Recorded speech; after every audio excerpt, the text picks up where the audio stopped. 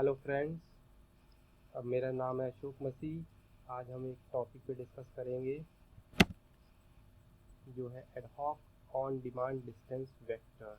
Ad hoc on demand distance vector ये इससे पहले भी हम लोगों ने डिस्कस किया था, तो वो हमारा रूटिंग प्रोटोकॉल की बात की जा रही थी। उसी का ही एक आगे का पार्ट है, यानी कि हम लोगों ने इससे पहले एक और जो डिस्कस किया था वो था हमारा प्रोएक्टिव रूटिंग प्रोटोकॉल। और इस वाले लेक्चर में हम देख रहे हैं रिएक्टिव रूटिंग प्रोटोकॉल, यानी कि ad hoc on demand distance vector जो है हमारा रिएक्टिव रूटिंग प्रोटोकॉल है। चलिए फिर इसको हम आगे देख समझने की कोशिश करते हैं कि क्या है और कैसे वर्क करता है। AODV इज एन एक्सप्लेन करते हैं। AODV is abbreviation of ad hoc network on demand distance vector. ठीक है, तो ऑन डिमांड डिस्टेंस पे जब भी आपको डिमांड होती है, जब भी पैकेट सेंड किए जा रहे होते हैं एक नोड से दूसरे नोड पे, तो इस तरह के प्रोटोकॉल की रिक्वायरमेंट होती है। इसीलिए इसका नाम लिखा ad hoc on demand distance vector. जहाँ पे कोई भी नेटवर्क ना हो उस समय ऑटोमेटिकली इस नेटवर्क की रिक्वायरमेंट आ जाती है कि वो एक नेटवर्क इस्टेब्लिश करेगा और वहाँ से डेटा को सेंड कर सकता है, पैकेट्स को आगे मूव करा सकता है। ठीक है, यहाँ पे क्या चीज़ है जो एम्फेसाइज किया गया है विद स्मॉल डिले। यहाँ पे आता है बहुत लिटिल बिट डिले के साथ आप फास्ट पैकेट को सेंड कर सकते हैं। मैंने दोनों वर्ड वो यूज किए हैं, अगर ध्यान दिया हो। लिटिल बिट डिले के साथ आप फास्ट पैकेट को सेंड कर सकते हैं। यहाँ पे बोलने का इसका मतलब है क्योंकि इससे पहले वाले भी प्रोटोकॉल जो हमने देखा था टेबल ड्रिवन प्रोटोकॉल थे, वहाँ पे भी आप पूरी टेबल मेंटेन कर रहे हो तो लगातार ट्रैफिक को बिजी कर रहे होते हैं, और क्योंकि वहाँ पे n number of time message को सेंड कर रहे होते हैं, जो इसकी हम बात कर रहे हैं प्रोएक्टिव की बात कर रहे हैं। इसके बाद हमने देखा था इसका प्रोएक्टिव का इम्प्रूवमेंट पार्ट था, या फिर आप दूसरा कह सकते हो रिएक्टिव प्रोटोकॉल जो था DSR था, उसमें भी काफ़ी कुछ इम्प्रूवमेंट किया गया था, वर्किंग की गई थी। लेकिन ये जो है उससे भी ज़्यादा इम्प्रूवमेंट पार्ट आता है। इसमें क्या किया जा रहा होता है कि लोकल रेंज में, जो लोकल रेंज है, यानी कि आपसे कहा गया है कि एक नोड है और उसके 4 लोकल के फॉर्मेट में उसकी जो सिग्नल है उसकी स्ट्रेंथ जो है वो 5 या 6 नोड्स तक जा रही, तो वहाँ पूरे एरिया तक में एक नेटवर्क स्टेब्लिश कर लेता है।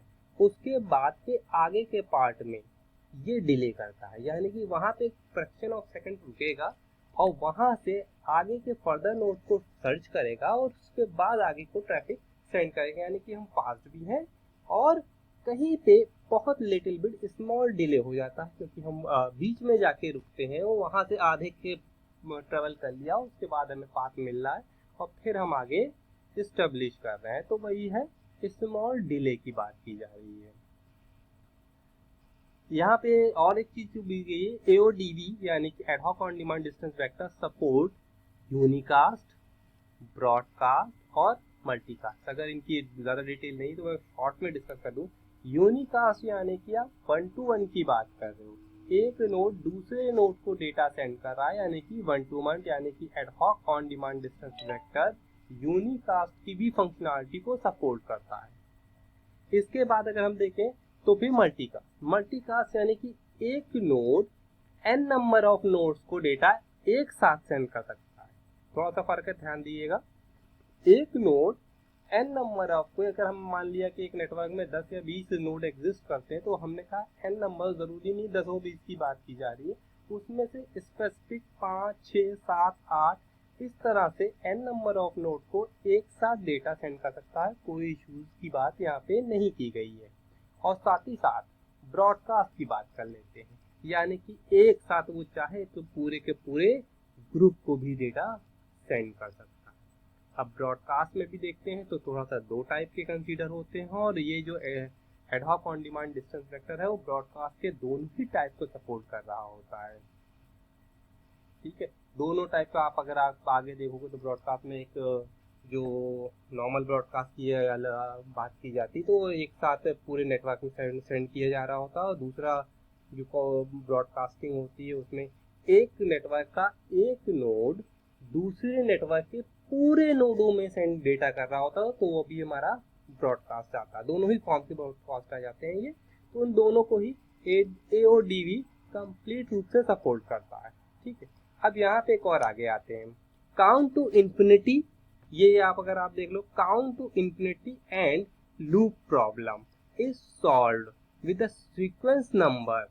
अब यहाँ पे अगर ध्यान दें तो हम लोगों ने लूप प्रॉब्लम को इससे पहले भी डिस्कस किया था प्रीवियस वाले लेक्चर में, और इसमें बाय डिफॉल्ट क्योंकि पहले ही लूप प्रॉब्लम को इस सीक्वेंस नंबर ने सॉल्व किया था, तो वो फंक्शनलिटी उठ के यहाँ पे भी एग्जिस्ट की है। सेम फंक्शनलिटी यहाँ पे है, सीक्वेंस नंबर ने लूप प्रॉब्लम को सॉल्व किया है।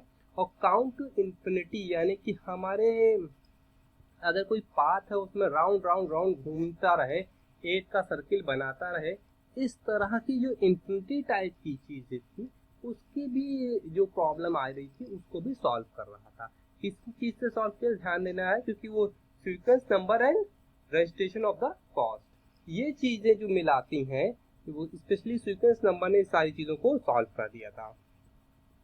सीक्वेंस नंबर में ख्याल से नहीं भी याद होगा तो आगे भी इसके नेक्स्ट वाली स्लाइड्स के अंदर आगे सीक्वेंस नंबर और पूरा पाथ आएंगे, और मैं इसको एक एग्जाम्पल के फॉर्मेट में भी आपको आगे समझने वाला हूँ, तो ध्यान से अगर देखेंगे तो क्लियर हो जाएगा कि सीक्वेंस नंबर फिर से क्या आएगा।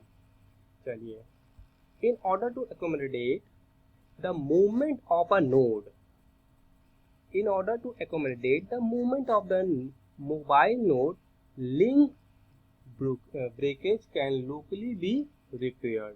अब यहाँ पे ध्यान दीजिए, जो मोबाइल नोड होते हैं वो अपने पास जो लोकल टेबल होती है उसके अंदर पूरा डेटा मेंटेन कर रखते हैं, पूरे लोकल लिंक्स, और कहीं पे भी लिंक्स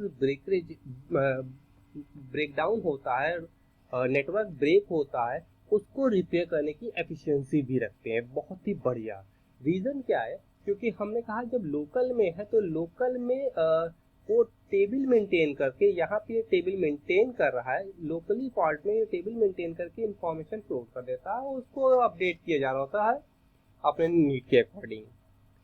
इसकी वजह से जब ये बाय बाय अपडेट और अपना मेंटेन करता है तो ऑटोमेटिकली जो रिपेयरिंग वाला काम है लिंक ब्रेकेज का ऑटोमेटिकली बढ़िया हो जाता है, और हर एक नोड के पास दूसरे नोड की इंफॉर्मेशन होती है, इसलिए और फास्ट वर्किंग हो जाती है इसकी। To characterize AODV with 5 criteria by, अच्छा ये जो सर है हमारे केशव, इन्होंने इस AODV को 5 पार्टों में स्पेशली उसे डिवाइड कर दिया गया है। इनका AODV इज द डिस्ट्रीब्यूटेड, यानी कि डिस्ट्रीब्यूटर आप किसी भी तरह से इसका यूज कर सकते हैं डिस्ट्रीब्यूट करके। उसके बाद होप बाय होप, अगर होप को ध्यान हो तो मैंने लास्ट टाइम कहा था, जो नेक्स्ट आपका नोड होता है वहां पे जाता है, उसके लिए जो फ्रीक्वेंसीज पूरी यूज होती है वो आपकी होप की तरह से यहाँ पे ट्रीट की जाती है। ठीक, तो होप बाय होप आ गए, डिटर्मिनिस्टिक निश्चित होता है आपका फाइनली। सिंगल पाथ और स्टेटमेंट डिपेंडेंट। सिंगल पाथ यानी कि आपको डिफाइन करना होता है, कोई एक पाथ को लेके पिक करके आप आगे मूव करोगे, 50 पाथों को फाइनल नहीं करोगे, जब डेटा मूव कर रहा होगा तब। और स्टेट डिपेंडेंट यानी कि आप जिस स्टेट में होते हैं वहाँ उस स्टेट को मेंटेन करके चलते हैं, ताकि कभी भी आगे वाले पाथ में अगर कुछ इश्यूज आता है, कोई नोड मूव कर जाता है रन टाइम पे, डायनेमिकली टाइम पे, तो आप उस स्टेट के बेस पे आप आगे फर्दर डेटा को मेंटेन करके मूव कर सकें। ठीक है, चलिए इसकी और थोड़ी सी अच्छी सी फंक्शनलिटी देखते हैं किस तरह से ये वर्क करता है, उसके बारे में यहाँ पे डिटेलिंग दे दी गई है। अगर यहाँ पे आपको हेडिंग बनानी है या कुछ और मेंशन करना है तो यहाँ पे वर्किंग ऑफ AODV आप मेंशन कर सकते हैं, उस तरह की ये चीज़ें यहाँ पे वर्किंग यहाँ पे एक्सप्लेन की जा रही है। ठीक है, चलिए स्टार्ट करते हैं। To find a path to a destination, destination तक जाने के लिए उनको पाथ की जरूरत रिक्वायरमेंट पड़ती है। The source broadcast a route request, अब यहाँ पे ध्यान दिए, सोर्स ब्रॉडकास्ट, सोर्स यानी कि जहां से आपने डेटा को मूव कराना है वो क्या किस चीज कर रहा है, रूट रिक्वेस्ट पैकेट, यहाँ पे एम्फेसाइज है, रूट रिक्वेस्ट पैकेट को सेंड करता है, यानी कि वो एक ऐसी इंफॉर्मेशन को सेंड करता है जिसको जो टेबल के फॉर्मेट में उसने बना के रखी है, और आगे आने वाले जितने भी नेबर है उनके पास उसको जाना है, ताकि वो उनको पता हो कि ये एक पैकेट आया है, इसके पास वो डिटेल है कि इसको इस चीज की डिटेल चाहिए, यानी कि ए से आपने डी या एफ तक मूव करना है, तो बीच के सारे नोडों को इन्फॉर्मेशन दी जा रही है कि भैया ए हम सोर्स हैं और हमें एफ तक मूव करना है या डी तक हमें मूव करना है, तो हमारे पास दोनों सोर्स और डेस्टिनेशन का एड्रेसेस वो अपने पास स्टोर करके रखता है, ताकि हम इजीली वहां से मूव कर सकें। ठीक है, the neighbours in turn broadcast packet to their neighbour. Natural सी बात, अगर एक नेबर से दूसरे नेबर, दूसरे नेबर से तीसरे नेबर तक वो मूव करते जाएगा, कहाँ तक? Till intermediate node. जो आपका इंटरमीडिएट, अब यहाँ पे थोड़ा सा समझने वाली बात है। हमने इससे पहले भी आपको समझाया था कि हमारे पास जो नेटवर्क की बात है कि लोकल की फंक्शनलिटी भी होती है। लोकल यानी कि हमारे जो सोर्स है उसके रेंज में 4 नोड आ रहे हैं, चारों नोड की बात की जा रही है, तो वो यहाँ तक की बात की जा रही है, यानी कि एक से दूसरे में ब्रॉडकास्ट मैसेज करने की। और जो लास्ट नोड तक उसका सिग्नल वाइंड अप होता है, या मेन चीज जहां तक टर्मिनेट हो रहा, मेन पाथ की बात की जा रही है, वो यहाँ पे इंटरमीडिएट नोड पे आके रुक जाएगा, यहाँ पे स्मॉल डिले लेगा, और इसके बाद से फिर फर्दर आगे दूसरे पाथ के लिए यहीं से ही उसको पाथ जनरेट किया जाएगा। यानी कि ये आगे इस वाले नोड की फंक्शनलिटी जो बीच में आया होगा, ए बी सी या डी जहाँ पे भी आया है, वहां पे उस पाथ से फिर से रूट को आगे फॉरवर्ड किया जाएगा या डिसाइड करके आगे सेंड किया जाएगा, और पैकेट को भी चेक कर लिया जाएगा कि ठीक से है या नहीं है, कि आपका सोर्स और डेस्टिनेशन क्लियर मेंशन है या नहीं है। उसके बाद इसको डिटेल को आगे सेंड किया जाए, कहाँ तक? जब तक कि वो पैकेट डेस्टिनेशन तक ना पहुंच जाए। यही यहाँ पे ही बात की जाती है, जो आपका स्मॉल डिले हो रहा है, क्योंकि आप आधा पैकेट, आधा डिटेल तो सट से आप बहुत तेजी की फास्ट स्पीड में पहुंचा देते हो, उसके बाद आपको वहां पे सर्च हो जाता है थोड़ा सा पाथ कि कहाँ से आपको आगे वाले नेटवर्क में मूव करना है। ठीक है, a node discard a root request packet that it has already seen। हाँ, इस वाले को बहुत ध्यान से सुनिए, क्योंकि आगे आने वाले में भी हम जो डायग्राम बताएंगे उसमें भी इसका बहुत यूज है। जैसे ही हमारे नोड के पास 2 या 3 तरफ से कहीं से भी एक से ज्यादा बार रिक्वेस्ट आती है कि हमें इसके आगे मूव करना है, तो जो पहली रिक्वेस्ट आती है उसको तो हमारा वो नोड एक्सेप्ट कर लेता है, और रिमेनिंग बाद में आने वाली रिक्वेस्ट को वो डिस्कार्ड कर देता है, कहता है ऑलरेडी हमने इसको रिसीव कर लिया है और इसकी इंफॉर्मेशन सेंड कर दी गई है, अब हम इसको एंटरटेन नहीं करेंगे रिक्वेस्ट को। हो सकता है 4 या 6 पाथ से होके वो मूव करके आ रही, क्योंकि ऑलरेडी आपने यहाँ पे देखा होगा कि ब्रॉडकास्ट हो रहा है यहाँ पे, यानी कि ए से यहाँ पे मान लेता ए हो, यहाँ से एक पाथ है होके नीचे गया और फिर लास्ट में यहाँ तक आया और फिर इधर से घूम के इधर से आ रहा है, तो जो जितने n नंबर ऑफ पाथ से होके जा रहा है, तो वहाँ पे अगर किसी नोड के पास एक से ज्यादा बार रिक्वेस्ट आती है तो वो डिस्कार्ड कर दिए जाते हैं। पहले वाला एक्सेप्ट कर लेंगे, रिमेनिंग को डिस्कार्ड कर देंगे, आगे से इश्यूज नहीं जनरेट होगा। Route request packet use sequence number to ensure that the routes are loop free. Sequence number हर कंडीशन में मेंटेन करना है, वहाँ टेबल में भी आपने इससे पहले देखा था, और यहाँ पे भी उसी टेबल को फिर से अपडेटेड फॉर्मेट में यूज किया था, उसमें सीक्वेंस नंबर पे एम्फेसाइज किया जाता है कि बहुत सही से बना हुआ हो सीक्वेंस नंबर, ताकि एक भी बात ऐसा ना हो जो रिपीट हो रहा हो। तो रिपीट होने के केस में ये लूप जनरेट हो जाएगा, तो कोई भी पाथ रिपीट नहीं होगा, और ये वाला काम इस पाथ को रिपीट होने नहीं देगा, यानी कि किसी भी नोड के पास दूसरी रिक्वेस्ट जाती है तो उसको वो एक्सेप्ट ही नहीं करता, तो बाय डिफॉल्ट आपका लूप फ्री हो जाता है। सॉरी, हाँ, to make sure that if the intermediate node reply to the root request, क्योंकि आपके यहाँ जो रिक्वेस्ट आ रहा है उसको रिप्लाई करेगा कौन सा? इंटरमीडिएट नोड निश्चित रूप से रिप्लाई करेगा, and they reply the at least information only, कम से कम इंफॉर्मेशन को आगे सेंड करेगा, क्योंकि हो सकता है कि उसके पास अभी इंफॉर्मेशन कंप्लीट ना मिली हो, तो वो उसकी आगे की फर्दर इंफॉर्मेशन को फॉरवर्ड कर देगा।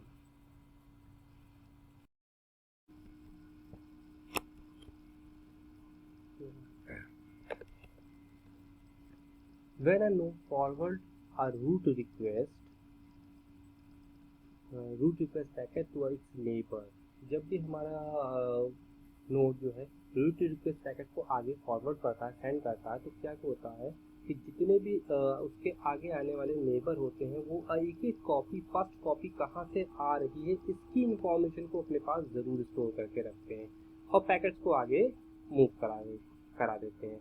अब अगर इस चीज को ध्यान दें तो क्या फायदा होता है, जब भी हमारा construct a reverse path. Reverse path construct करने में ये हेल्पफुल बहुत ज़्यादा होता है, क्योंकि जिस पाथ से इंफॉर्मेशन आ रही होती है उसी पाथ के ऊपर रिवर्ट बैक कर सकते हैं हम इजीली, और वो पता होता है हमारा सिक्योर और फास्ट पाथ है, उस पाथ को फॉलो करते हुए हम इजीली मूव कर सकते हैं अपने डेस्टिनेशन वापस, जो जहाँ तक हमें मूव कर रहे हैं तो वहाँ से अपने सोर्स पाथ तक। ठीक है, तो this information use to construct a reverse path, वही रिवर्स पाथ की बात बता रहे हैं। ठीक है, AODV use only a symmetric link, जो अभी हमने बताया, because the route reply packet follow the reverse path of route request packet. जो रूट रिक्वेस्ट पैकेट आता है उसका जो है रिवर्स पाथ होता है उसको ही फॉलो करते हुए जो मूव किया जा रहा होता है उसी की बात की जा रही है।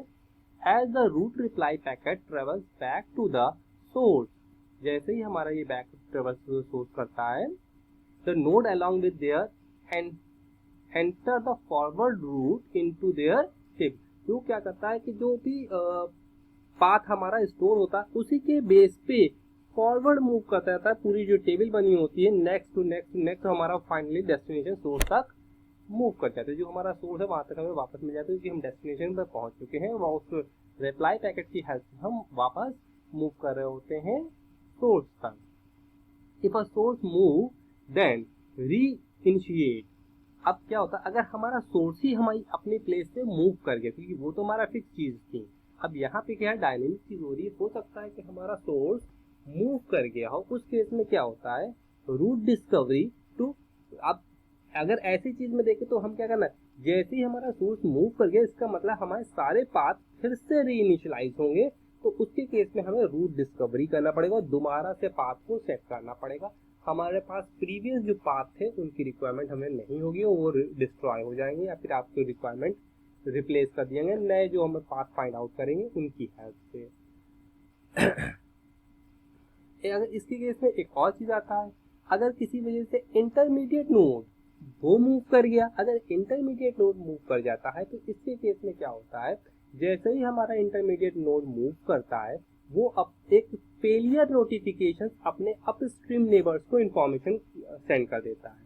क्यों सेंड करता है, क्योंकि होता क्या है कि हमारा इंटरमीडिएट नोड मूव कर गया तो हमारे पास जो अभी पाथ अभी हम जिसकी बात करते हैं जिसके बेस पर वापस हमारा सोर्स तक डेस्टिनेशन से वापस सोर्स तक इंफॉर्मेशन सेंड करनी थी, वो हमारा पाथ तो बीच में ब्रेक कर जाएगा। अगर बीच में ब्रेक कर गया तो हमें पाथ मिलेगा नहीं, हमारा डेटा बीच में ही ड्रॉप हो जाएगा। उससे बचने के लिए कि अगर जैसे ही हमारा इंटरमीडिएट नोड होता है वो इतनी नोटिफिकेशन सेंड कर देता है कि भाई हम एक स्थान से दूसरे स्थान पे मूव कर रहे हैं, आप लोग अपने पाथ को फिर से अपडेट कर लो या किसी भी तरह से दूसरे पाथ को फॉलो कर लो, क्योंकि जरूरी नहीं कि एक ही पाथ से हम मूव किए हो, तो आप दूसरे पाथ को फॉलो करते हुए भी मूव कर सकते हो, कोई इश्यूज वहां पे नहीं होंगे।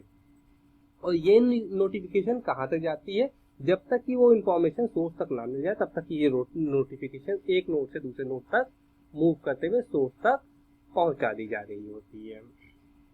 और सोर्स क्या करता है, आप डिसाइड करता है कि उसको कौन सा पाथ करें, उसी पाथ से जाना है तो ब्रेक हो चुका है इसलिए नया पाथ फाइंड आउट या फिर कोई दूसरा पाथ को चेक कर लेगा। चलिए आइए यहाँ पे देखते हैं कुछ यहाँ पे है रूट रिक्वेस्ट पैकेट, यानी कि फॉर्मेट ऑफ रूट रिक्वेस्ट में क्या क्या होता है। सोर्स एड्रेस होता है, रिक्वेस्ट आईडी होती है, डेस्टिनेशन एड्रेस होता है, सोर्स सीक्वेंस जो सबसे ज्यादा जरूरी होता है, डेस्टिनेशन सीक्वेंस ये भी जरूरी है क्योंकि आपको पता होना चाहिए कहाँ से आया है और कहाँ जा रहा है, उसके पाथ जरूर मेंटेन कर रखिए। नेक्स्ट होप यानी कि होप काउंट की भी यहाँ पे आ जाते हैं कि कितने नंबर ऑफ काउंटिंग की आ रही होती है, और नेक्स्ट होप क्या होती है उसको भी फॉरवर्ड किया जाता है। अगर ये वाला हमारे पास रूट रिक्वेस्ट पैकेट है तो रूट रिप्लाई क्या आ जाएगा, सोर्स एड्रेस आ जाता है, इसमें डेस्टिनेशन एड्रेस आ जाता है, डेस्टिनेशन सीक्वेंस आ जाता है, होप काउंट और लाइफ टाइम। जब तक लाइफ टाइम का मतलब है जब तक पैकेट हमारा मूव करके लास्ट में अपने सोर्स तक वापस नहीं पहुंच जाता तब तक ये इसका लाइफ टाइम मूव करता रहेगा, वो इसका लाइफ टाइम कहलाता है। चलिए छोटे से डायग्राम पे निगाह मारते हैं, विजिट करते हैं। ये सोर्स है हमारे पास, अगर दिख रहा हो 1 नंबर पे सोर्स है और 8 नंबर पे डेस्टिनेशन है। तो हमने कहा था एक नहीं आपके 2-3 पाथ हो सकते, तो यहाँ पे देखिए एक पाथ यहाँ आया, 1 पे आया, 2 पे आया, 5 पे आया, 7 पे आया और 8 पे आया। एक पाथ ये हो गया हमारे पास। दूसरा पाथ क्या हो जाएगा, 1, 3, 5, 7 और 8। सेकेंड पाथ ये हो गया हमारे पास। थर्ड पार्ट क्या हो गया, 1, 4, 6 और 8। अगर हम इस खाली डायग्राम को ध्यान से देखें तो यहाँ पे 1, 2, 3 हमारे नोड्स इंटरमीडिएट नोड्स आ रहे हैं, बीच में आ रहे हैं। इंटरमीडिएट नोड्स से यहाँ पे बोलने का मतलब है कि इस सोर्स और डेस्टिनेशन के बीच के नोड्स यहाँ पे 3 आ रहे हैं। और अगर हम जैसा भी थोड़ा सा ध्यान देते तो यहाँ पे सिर्फ 2 नोड्स के बीच में आ रहा है, उसके बाद मूव कर रहा है। तो हमारे लिए प्रेफरेबल पाथ ये होगा कि अगर हम इसको पिक करके मूव करते तो हम इजीली फास्ट ट्रैक में डेटा को सेंड कर सकते हैं। हाँ, अब यहाँ पे देखते हैं एक और चीज जिसकी हम बात कर रहे थे कि लूप फ्री वाला कॉन्सेप्ट क्या होता है।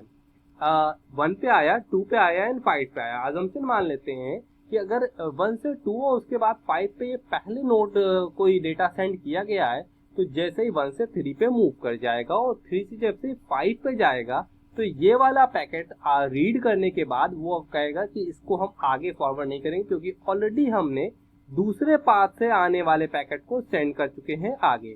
तो ये 3 वाला पैकेट यहीं पे आके स्टॉप करके डिस्कार्ड कर दिया जाएगा, क्योंकि हम ऑलरेडी सेम इंफॉर्मेशन आगे फ्लोट कर चुके हैं। तो ये जो लूप की प्रॉब्लम होती है वो भी सॉल्व होगी। हो सकता है यहाँ से एक एरो बना देते कि हम अपर साइड में या 3 टू मूव या 2 से 3 की एंगल बना रहा होता, तो वो भी सेम सिनारियो होता। अगर 2 से हम 3 पे या 3 से 2 पे जा रहे होते तो ऑलरेडी यहाँ पे पैकेट्स पहुंच गए थे, और वो वाले पैकेट जो हमारा पैकेट आता है उसको भी हम स्टॉप करके डिस्कार्ड कर देते हैं।